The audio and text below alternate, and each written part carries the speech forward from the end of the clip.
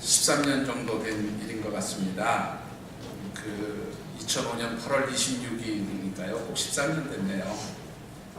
대한항공이 승객 363명을 태우고 오후 3시에 미국 LA로 017편 비행기를 띄우게 됩니다. 이 비행기가 인천공항을 출발해서 이륙한 지 딱 10분이 지났을 때 비행기 안에 응급 환자가 발생하게 됩니다. 임신 중인 엄마와 함께 미국 여행을 떠나던 4살짜리 여자아이가 갑작스럽게 39도의 고열과 함께 의식을 잃으면서 열경기를 하기 시작한 겁니다. 이제 기내에 있는 승무원들이 응급조치를 취하고 방송을 하게 됩니다. 혹시 비행기 안에 의사 선생님 계시면 급히 좀 와달라고 하는 그런 방송을 하게 되고요. 마침 이때 우리나라의 유명한 대학병원에 의사 선생님 한 분이 계셔서 이제 열경기를 하면서 의식을 잃은 여자 어린 아이를 진단하게 되어줍니다. 그 선생님 진단해 보니까 이 상태로 만일 미국 LA까지 한 12시간 걸리는 여행을 계속하게 되면 이 아이의 생명이 위험합니다 라는 판단을, 그런 진단의 결과를 내리게 되어줍니다. 당시 017편을 운항하던 이 기장, 이정훈 기장은 이 어린 아이를 위해서 인천공항으로 비행기를 다시 회항시키기로 그렇게 결정을 하고 공항에다가 의료진을 대기시켜 주십시오, 그렇게 통보를 하고요. 이제 비행기를 돌리게 되어지는데 문제가 있었습니다. 어떤 문제가 있었는가 하면 당시 이 인천에서 LA 공항까지 가는 비행기는 보잉 747 비행기인데요. 이 비행기가 뜨고 내릴 때 그 최대 중량이 있다는 거예요.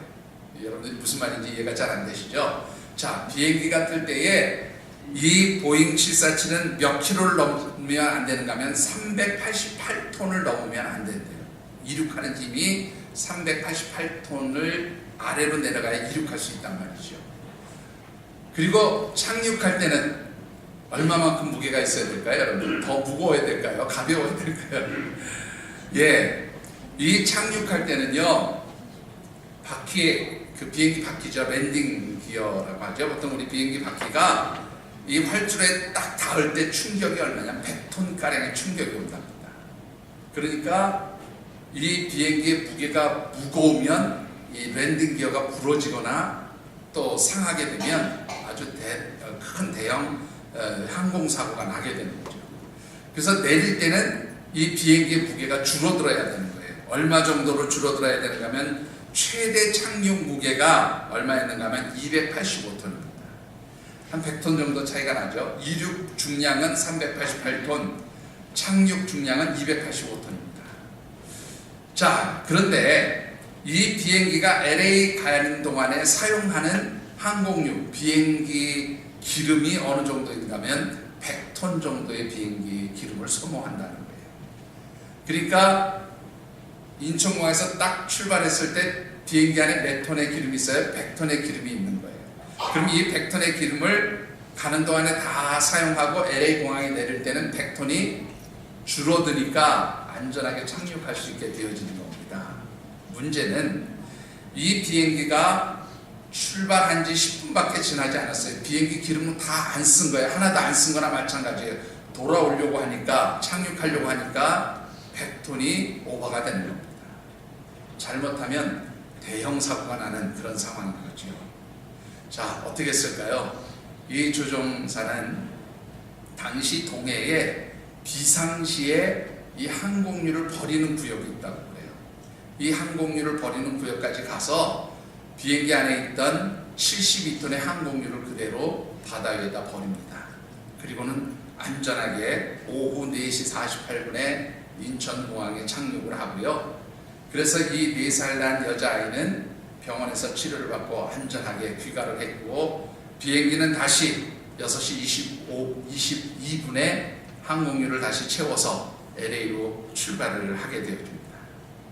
자, 문제는 이 한 번 회항해서 기름 버리고 내렸다가 다시 올라타고 LA로 가는 동안에 얼마의 추가 비용이 발생했느냐인데 항공유 값이 4천만 원, 그리고 이착륙 하는데도 돈을 냈다고 그러네요. 공항 사용료가 아마 들어가는 거죠. 이착륙 비용, 그리고 통과 여객들이라고 하죠. 이 대한항공 타고 미국에 도착해서 다른 비행기로 갈아타야 되는 사람들이 비행기 시간이 어긋나서 비행기를 놓쳤을 때 들어가는 손실 비용까지 다 대한항공에서 부담을 했다는 거예요. 그리고 또 승객들은 그 회항하면서 거의 3시간 반 가까이 이제 비행기가 연착되어지는 그러한 일이 생긴 거죠. 그런데 이 총 손실 비용이 5천만 원, 그리고 승객들이 허비되어진 363명의 승객들이 허비되어진 시간은 차지하고 순수하게 돈의 가치로만 5천만 원을 손실로 그렇게 처리하게 되었다는 겁니다. 자, 4살짜리 한 명 어린 여자아이를 살리기 위해서 5천만 원이라는 돈을 투자한 것이지요. 과감히 던진 겁니다. 그렇다면 하나님께서 천하보다 귀하게 여기시는 한 영혼을 구원하기 위해서 여러분은 얼마 정도의 비용을 투자하실 마음의 준비가 되어 있느냐 한번 물어보고 싶습니다. 정동 VIP 주일 10월 셋째 주일을 준비하는 이 9월에 우리가 함께 묵상하는 말씀의 주제는 여러분들이 아시는 대로 바로 이겁니다. 제가 문을 떼겠습니다. 태신자, 예, 한 번만 더 하시죠. 태신자,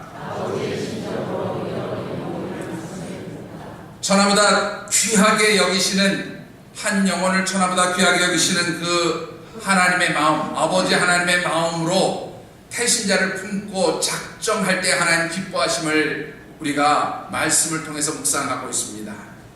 그래서 지난 첫 주일에는 특별히 가족같이 생각하는 잃어버린 한 마리의 양을 찾아 나서는 목자의 심정을 가지고 하나님께서 천하보다 귀하게 여기시는 한 영혼, 특별히 내 가족 가운데 내 가장 가까운 친지와 이웃 가운데서 먼저 그 한 영혼을 찾아서 품고 또 그를 위해서 기도하자고 말씀을 드렸습니다.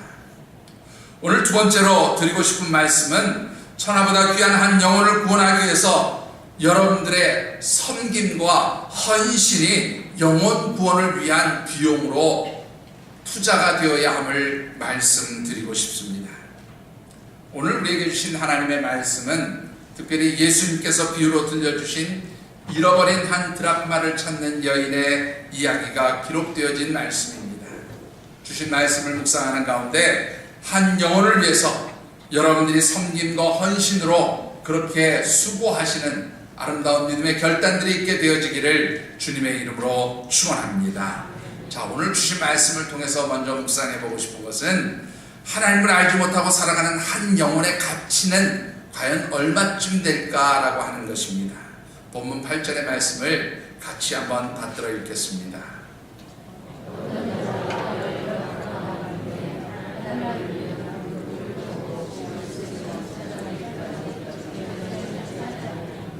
자, 오늘 이 말씀을 이해하시기 위해서는 두 가지를 좀 생각해 보는 게 좋을 것 같은데요. 한 드라크마의 가치가 얼마 정도 되느냐 하는 것과 그리고 이 이스라엘 사람들의 결혼 풍습에 대한 이야기를 좀 살펴보는 것이 좋을 것 같습니다.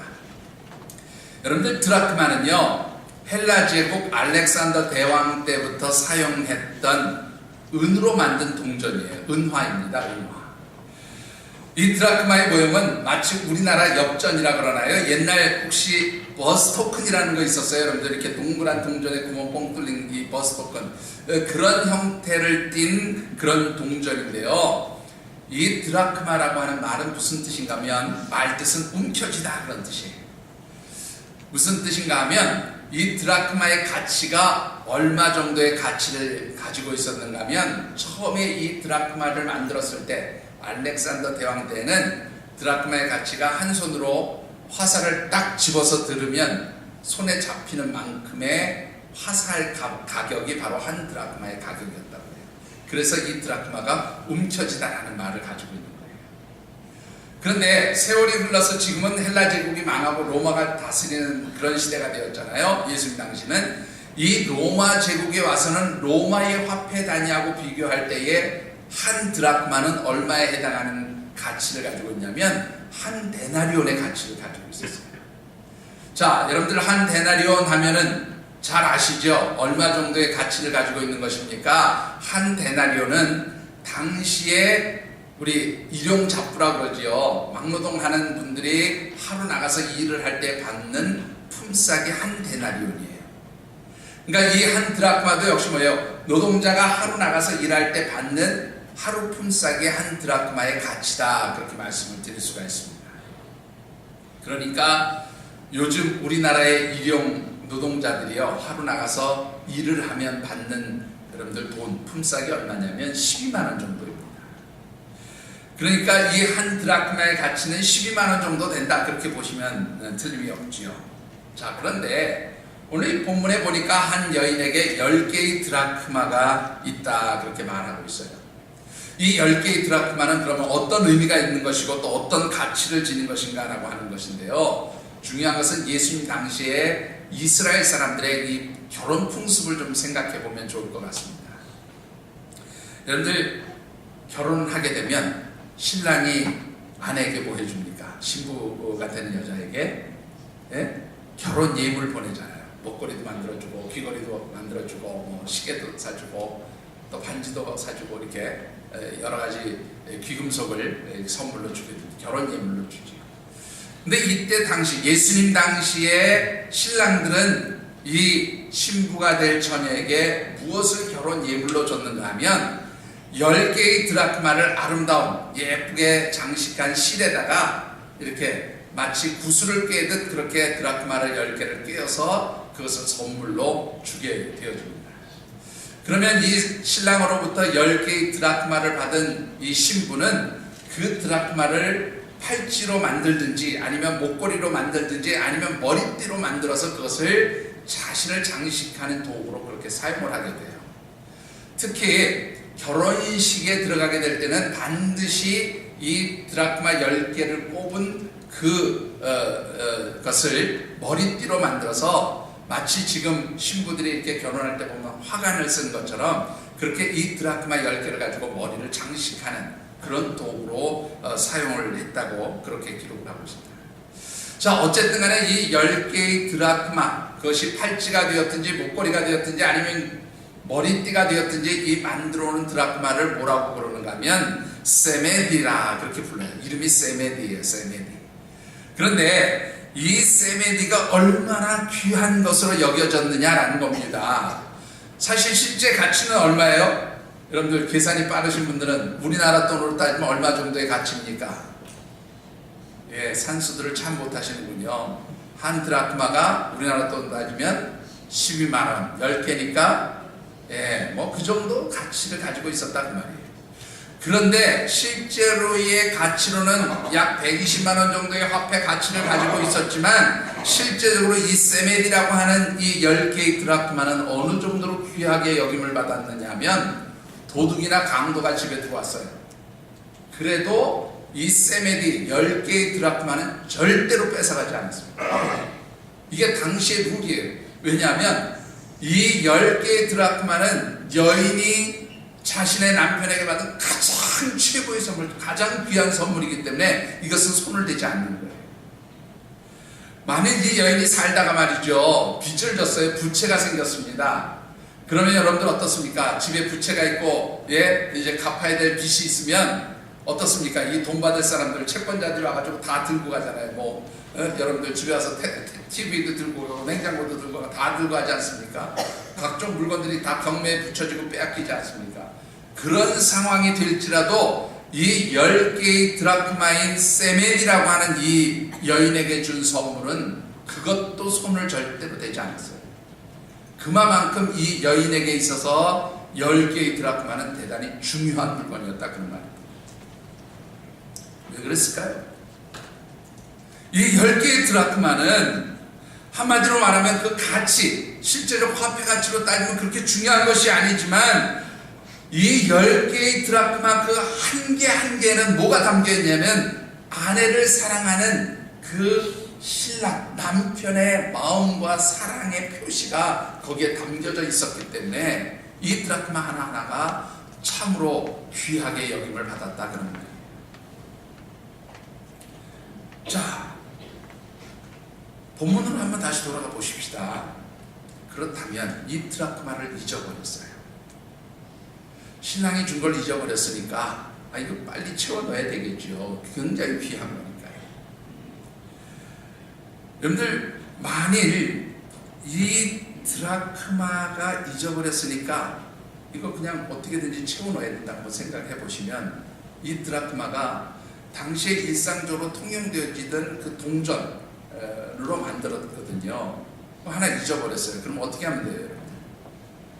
다른 거 하나 갖다가 끼워 넣으면 되잖아요. 그럼 대체 뭐 그렇게 머리 아프게 골치 아프게 찾고 있냐, 그렇게 여러분들이 생각할 수도 있겠지만, 문제는 뭐냐면 이 10개의 세메디 드라크마를 가지고 세메디를 만들 때요, 아마 이 10개의 동전을 이용해서 거기다 아름다운 장식이나 혹은 모양, 문양을 새겼던 것 같아요. 그러니까 만일 그 중에 하나라도 없어지면 뭐가 깨지냐면 문양이 깨지는 거죠. 장식이 깨지는 거죠. 여러분들, 그래서 이 10개의 드라크마 중에서 한 개라도 잃어버리면 이 당시 유대인 여성들은요, 어떤 역임을 받았냐면 남편의 사랑을 아주 값어치 없는 것으로 여기는 그러한 불경에 해당하는 죄를 저지른 것과 마찬가지였습니다. 기록에 보니까 이것은 이혼 사유가 되는 것이었습니다. 이혼 사유. 그러니까 드라크마 하나 잊어버리는 것은 다른 것으로 대체할 수 있는 게 아닌 거예요. 왜 그렇습니까? 여러분들, 지난주에 이른 양 한 마리 앞에 그 정관사가 붙어 있었다, 그런 말씀 드렸죠. 이 정관사가 붙어 있다는 말은 그 양이 이름을 가지고 있었다, 가족 같은 존재이다, 그런 뜻이었다고 한다면, 이 잃어버린 드라크마에도 뭐가 있었는가 하면 정관사가 붙어 있었어요. 이 정관사가 붙어 있다는 얘기는 무슨 말인가 하면, 이 잃어버린 드라크마도 10개의 드라크마 중에서 자기의 자리가 있고 그 역할이 있다, 그런 뜻이에요. 그 자리에서 그 역할에서 떠나면 나머지가 뭐예요? 나머지가 다 의미 없는 물건이 되어버린다, 그런 뜻입니다. 여러분들, 오늘 이 잃어버린 드라크마가 영적으로 어떤 의미가 있다고 생각하십니까? 여러분들, 이 잃어버린 드라크마는 특별히 하나님을 떠나서 이른바 되어진 그런 영혼들을 의미한다고 말씀을 드릴 수가 있어요. 그런데 이 10개의 드라크마 중에서 그 드라크마 한 개 한 개마다 자기의 역할과 자리가 있는 것처럼, 하나님께서 저와 여러분들, 그리고 이 세상에 있는 그 많은 사람들을 세상에 보내실 때에 하나님 계획하시고 예정하신 그 자리와 역할이 있다, 그 말이에요.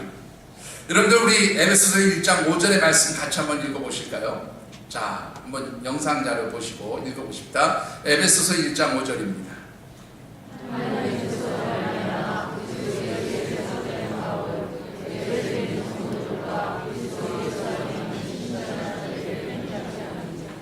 죄송한데요, 이 말씀이 아니거든요.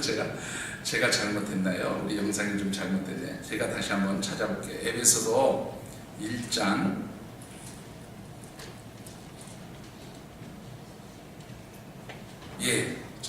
저기 자료가 잘못됐네. 에베소서 1장 5절을 한번 보시면 이렇게 되어 있습니다. 그 기쁘신 뜻대로, 누구 찾으신 분 있으면 같이 한번 읽어보실까요? 읽어보십시다. 시작. 그 기쁘신 뜻대로 우리를 예정하사 예수 그리스도로 말미암아 자기의 아들들이 되게 하셨나니. 무슨 말입니까? 하나님께서 우리 한 사람 한 사람을 이 세상에 보내실 때 뭐가 있었어요? 하나님이 기쁨으로 여기시는 예정하신 뜻이 있었다는 거예요. 이 얘기는 다른 말로 표현하면 한 사람 한 사람을 향한 하나님의 계획이 있었어요. 하나님의 섭리가 있었어요. 그 사람을 통해서 하나님이 이루시고자 하는 일들, 그를 통해서 하나님이 영광 받으시기 원하시는 일들이 계획되어 있고 준비되어 있었다, 그 말이에요. 그런데 그런 사람이 하나님을 알지 못하고 하나님 예정하신 뜻과 섭리와는 무관하게 하나님을 잃어버린 자리에, 하나님과는 관계가 없는 자리에 그렇게 들어가 있는 상황은 곧 뭐가 되는가 하면 잃어버린 드라크마의 모습이 되어진다. 그리고 이렇게 잃어버린 드라크마의 자리에 머물게 되면 그는 신랑 되신 예수 그리스도께서 주시는 그 풍성한 사랑을 거절하고 천국의 혼인잔치 자리에 들어가지 못하고 내어 쫓김을 당하는 그러한 신부와 같은 존재가 되어짐을 의미하고 있다는 사실입니다. 하나님께서는 바로 이런 영혼들, 하나님을 떠나서 마치 잃어버린 드라크마처럼 되어진 그 사람들을 찾고 또한 그들이 하나님 앞으로 돌아오기를 원하고 계신다고 하는 사실입니다. 여러분들 얼마나 하나님 이들을 기다리고 또 기다리고 계실까요? 베드로후서 3장 9절의 말씀 우리 같이 한번 받들어 읽겠습니다. 베드로후서 3장 9절입니다.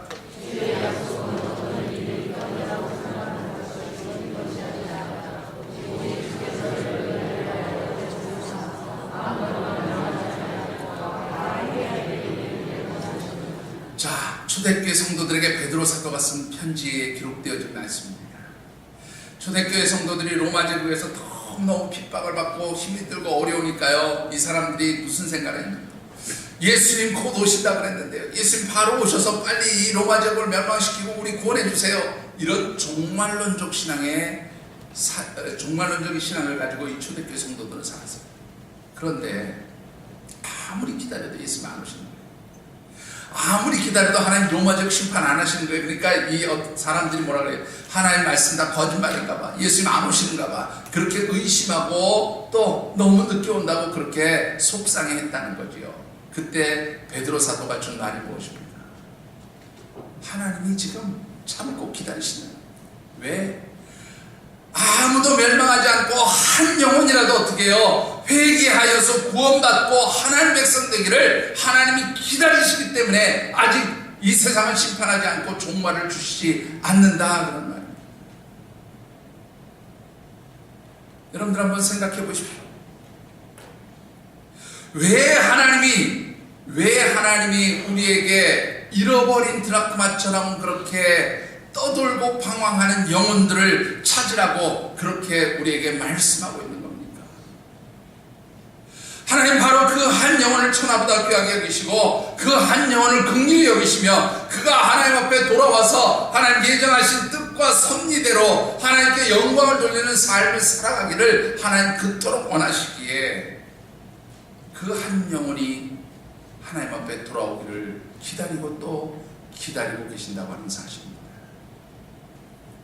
사랑하는 성도 여러분, 오늘 저와 여러분들이 한 영혼을 구원하는 그러한 총동원 VIP 초청질에 동참해서 한 영혼을 구원하겠다고 하는 그 결심은 그래서 무엇을 품는 거예요? 그 한 영혼이 돌아오기를 원하는 하나님 아버지의 마음을 품는 것이라 하는 것을 여러분들이 잊지 않게 되기를 주의 이름으로 축원합니다. 한 영혼을 품는, 하나님께서 천하보다 귀하게 여기시는 그 한 영혼이 하나님 앞에 돌아와서 하나님 예정하신 뜻과 섭리와 계획 가운데 하나님께 영광을 돌리는 그런 정말로 구원받은 하나님의 백성으로서의 삶으로 변화될 수 있도록 우리 모든 하늘생 가족들이 내 가장 가까운 곳에 있는 가족에서부터 한 영혼을 품고 그들을 위해서 기도하시는 귀한 우리 태신자의 작정이 되어주시기를 주의 이름으로 축원합니다.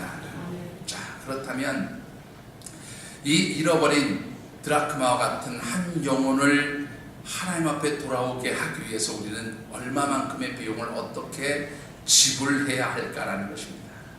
본문 8절의 말씀을 다시 한번 우리 같이 받들어 읽겠습니다.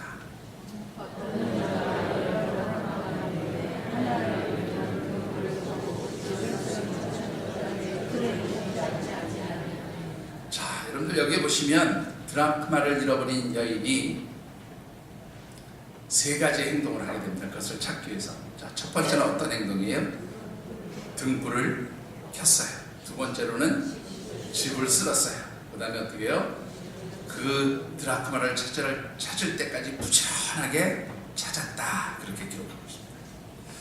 이 말씀도 여러분들이 도대체 무슨 말이야, 잘 이해가 안 될 수 있고 그런가 보다 그렇게 얘기할 수 있는데요, 이스라엘 백성들이 살던 예수님 당시에 그 집을 이해하면 이 말이 아주 의미 있게 다가오게 되는 걸 보게 됩니다. 여러분들, 이 예수님 당시에 보통의 서민들이 살던 집은 어땠냐면 창문이 없거나 아주 작은 창문 하나 두 개 정도가 있었다고 그래요. 이 창문이 어느 정도의 크기였는가 하면 우리 보통 인치 얘기하죠. TV, 모니터, 화면 이런 거 인치로 얘기하잖아요. 그 인치로 얘기하면 보통 이 대각선 길이를 우리 TV나 혹은 컴퓨터 모니터의 크기로 표시합니다. 그래서 20인치 그러면 이 TV 화면의 대각선이 20인치가 되는 거를 우리가 20인치 TV다, 뭐 20인치 모니터다 그렇게 얘기해요. 센티미터로 환산하면 20인치 정도면 대략 얼마 정도 60cm 정도의 그 길이가 나옵니다. 유대인들의 창문이 몇 인치짜리 창문이었냐면 18인치짜리 창문이었어요. 여러분들이 생각할 때 이 18인치짜리 창문이 도대체 얼마 정도 되느냐 상상이 잘 안 가시죠? 대각선으로 따지면 45cm 나옵니다. 그런데 잘 상상이 안 가시면 이따 내려가시다가 2층 행정실 가서 교회 모니터가 몇 인치짜리인가 이렇게 한번 보세요. 그게 20인치짜리. 그러니까 그거보다 조금 작은 창으로 빛이 들어오는 거죠. 그렇기 때문에 이 유대인들의 집안이 항상 어두웠습니다. 아주 작은 창으로 들어오는 빛이 거의 없었기 때문에요. 대낮에도 물건을 하나 찾으려면 반드시 뭐를 켰어야 돼요? 등불을 켰어야 된다 그 말이에요. 그러니까 오늘 본문이 왜 이 여인이 동전 하나를 찾기 위해서 등불을 켰는지 이해가 되시겠죠? 자, 두 번째로는요. 이 이스라엘 백성들의 가옥 구조는 어떻게 되어 있는가 하면 보통 2층으로 되어 있어요. 2층으로 되어 있는데 1층에는 흙바닥에다 뭐를 깔아놨냐면 갈대나 짚을 이렇게 깔아놨어요. 갈대나 짚을. 그리고 2층은 보통 돌로 되어 있는데 이 돌 위에도 역시 마찬가지로 뭐를 깔아놨냐면 갈대나 짚을 깝니다. 그리고 이제 거기에다가 뭐 살림도구를 놓고 생활을 하는 거예요.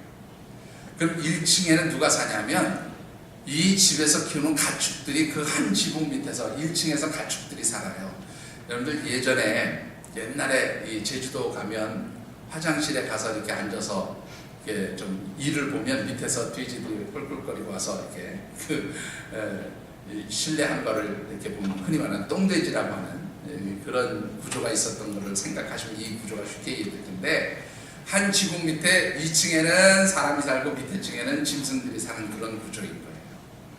자, 그런데 거기에서 지금 한 드라크마 동전 하나가 딱 떨어진 겁니다. 그럼 이 동전 크기가 어느 정도 되냐면 우리나라 100원짜리보다 작아요. 한 드라크마가. 우리나라 100원짜리 동전 지름을 한번 재보시면 별 하나도 안 해보신 거죠. 한번 해보세요. 성경 이렇게 보면 참 재밌습니다. 2.4cm 정도 돼요. 요거보다 작아요, 동전. 그러면 이제 생각해 보십시다. 이 작은 동전 하나가 어떻게 잘못 굴러 떨어져 가지고 지금 그 갈대나 짚으로 만든 사이로 스며들어간 거예요. 빠진 거예요. 혹이라도 잘못해서 이게 또르르 굴러가지고 짐승들이 머무는 1층으로 떨어졌다 그러면 이게 더 골치 아픈 겁니다. 쉽게 찾을 수 있을까요, 여러분들? 아마 쉽게 찾지 못할 겁니다. 자, 이런 상황에서 지금 이 여인이 등불을 켜고 그 어두운 데서 동전 하나를 찾겠다고 그렇게 지금 땀을 흘리고 있는 겁니다. 그런데 이 여인이 드라크마를 찾기 위해서 한 그 행동이 영적으로 어떤 의미가 있을까요? 먼저 여러분들 잃어버린 한 영혼을 찾기 위해서 여인이 등불을 켜는 것처럼 우리의 등불을 켜야 한다면 그 등불을 킨다는 것이 무슨 의미입니까? 마태복음 5장 16절의 말씀을 우리 같이 한번 받도록 하겠습니다.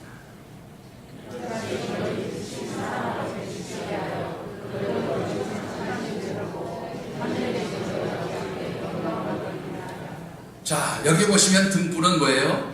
빛이죠. 그리고 이 빛은 뭐예요? 성도들의 선하고 착한 행실이다. 그렇게 말씀합니다. 그런데 우리가 오늘 한 영혼을 전도하기 위해서, 한 영혼을 구원하기 위해서 등불을 켜서 빛을 비춘다는 것은 우리의 삶이, 우리의 삶의 모습이 참으로 선하고 아름다운 모습으로 이 세상 사람들한테 인정받을 때 사실은 전도할 수 있고 복음을 전할 수 있다, 그런 말이에요. 여러분들 한번 생각해 보시기 바랍니다. 요즘 전도하기 참 어렵다고 이야기합니다. 왜 전도하기 어렵습니까? 왜 많은 사람들이 신앙생활을 하다가 중단하고 지난주에 말씀드렸던 것처럼 가나안 교회로 빠지게 되는 겁니까?